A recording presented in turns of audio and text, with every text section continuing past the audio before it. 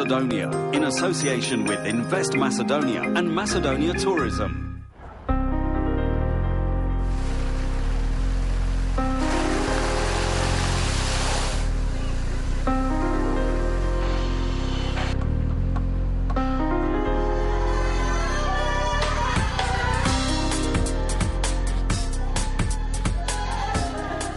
But next, we're going to take you live to Skopje, Macedonia, with Jim Clancy. Jim, what will you have after the break? Errol, I'm going to take you through a city transformed from years past. We're going to tell you about the very ambitious project, recasting the very image of Skopje, the capital, and an entire country, as we turn our eye on Macedonia. Jim Clancy brings you Eye on Macedonia right now.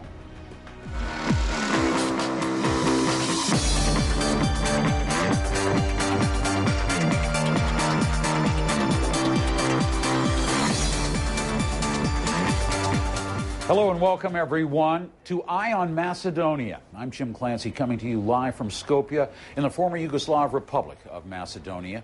CNN has its eye on several countries, traveling to a new place each and every month. We're going to take you on smart, forward-looking adventures and explore things you may not know about the country and areas of business and culture.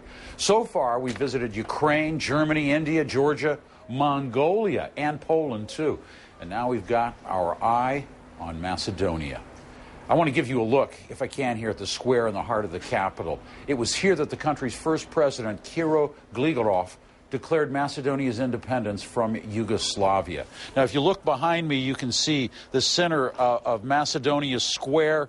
You can see up on the hill the 15th century Turkish capital. Now, that was the scene of the first settlements. This is a city that traces its history back to 4000 BC. That's when they believe the first settlements were here. And archaeologists inside that fortress up on the hill, they have found remnants of civilizations at various layers that document the growth of history right here. I want to give you some background on the country now. Part of the former Yugoslavia, the country gained its independence. That was in 1991. It is home to 2 million people, but even as I tell you that, I got to tell you that there's a lot of Macedonians tonight at home waiting for the census taker to arrive. A major and important census, the first in about 10 years, is underway. 2/3 of the people here are Macedonian Orthodox. About 1/3 are Muslim. The country is landlocked, bordered by Albania, Bulgaria, by Greece, Kosovo, and Serbia as well. It has neat natural resources, including iron, copper, lead, zinc. Macedonia is a member of the United Nations, and it's seeking to join the European Union and NATO as well. But tonight, I think the news has to be the transformation that stunned me when I arrived here. New monuments, new government buildings are all coming up, taking shape right before our eyes. This entire city, it would appear, at least in its heart, is one big construction project. All of it brought together and called Skopje 2014. The goal?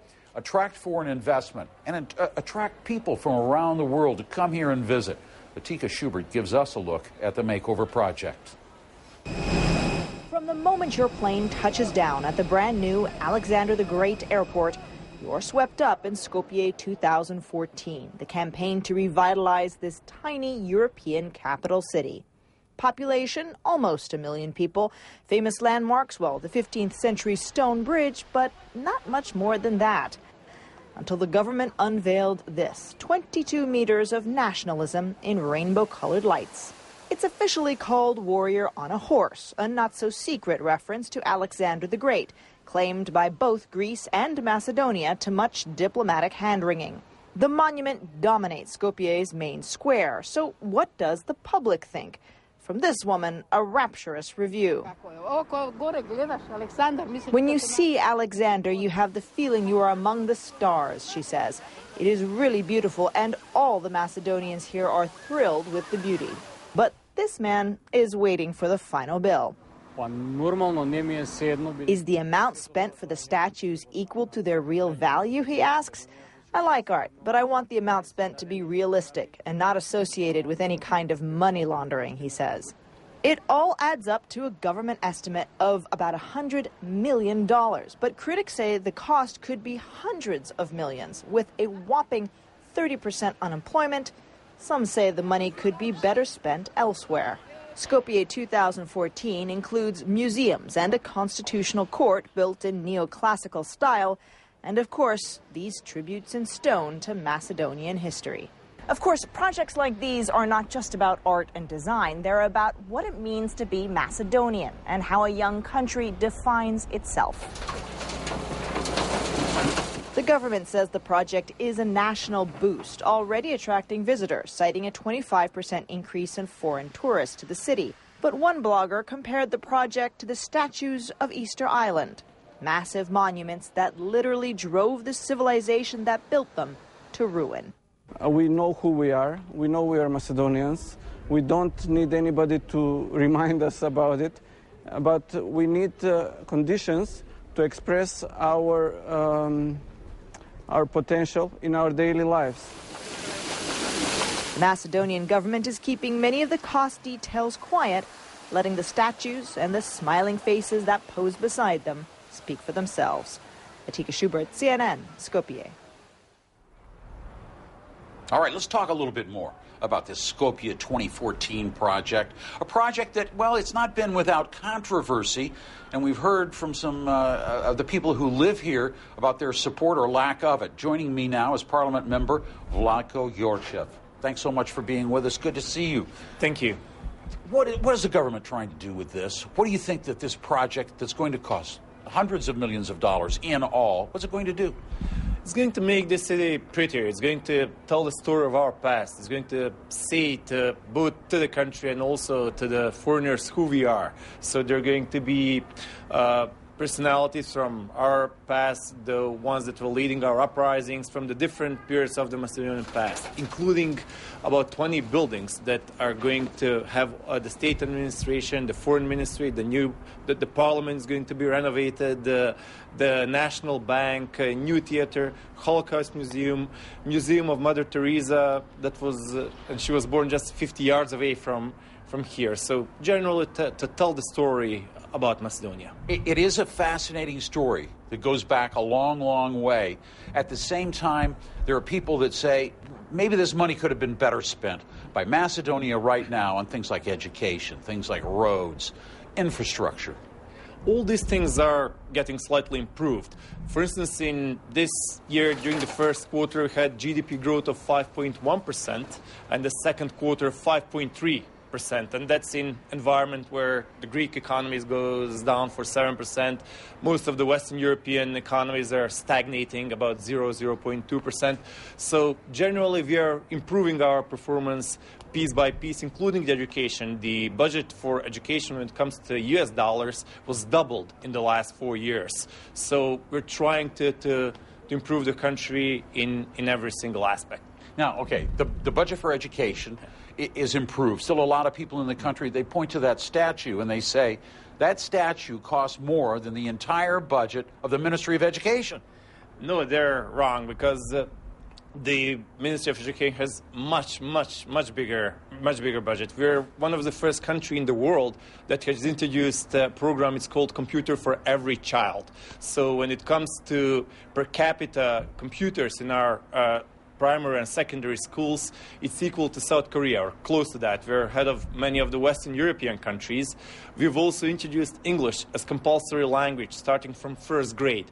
So every child in Macedonia at the age of 6 is going to learn English. So there are a lot of projects that are undertaken. We've introduced also flat tax, lowest in Europe, 10%. So we've decreased the taxes, we've increased the revenues. And in these circumstances of economic turmoil in Europe and the world, generally the Macedonian boat is in calmer waters. That means that there is no troubles. There are troubles and problems, but generally better than some others. The government is getting a lot of support, a lot of public support for this. At the same time, we look at it, and one of the things that's going to be here, you're going to have an eye on, like a giant Ferris wheel, much like we see in London. It'll be somewhere down in here. And some people say, it's a little like Disneyland or a little like Las Vegas. There's an Arc de Triomphe that's being built. It's a gate Macedonia, actually. It speaks the story of the Macedonian independence, because Macedonia was occupied for many, many centuries. It was ruled by different dynasties, different countries. And for the first time in a democracy, the people were able to vote what they want and how they want their city, their capital to look like. So this project, Skopje 2014, was supported on 3 general elections and 1 local election. So the people have voted. During the heat debates, there were opponents, of course. About 60% of the public has supported and 40% not.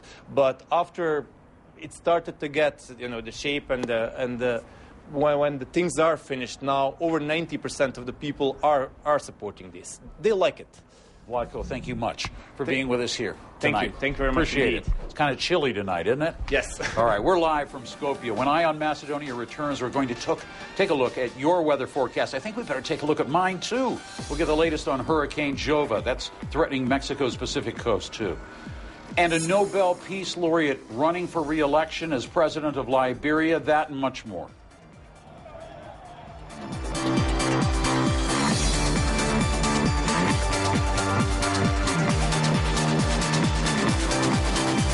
Being located in the technological industrial development zone gives investors several benefits. Such benefits could be no VAT and custom duties on the export of the goods, subsidies on the building cost, land lease at very attractive rate, and free connection to utilities. Macedonian government has created an attractive tax package. On the other side, they are willing to help the investors in training their labor force, and they're very dedicated to remove all the administrative barriers. Invest in Macedonia, where everything comes into place. ON Macedonia, in association with Invest Macedonia and Macedonia Tourism.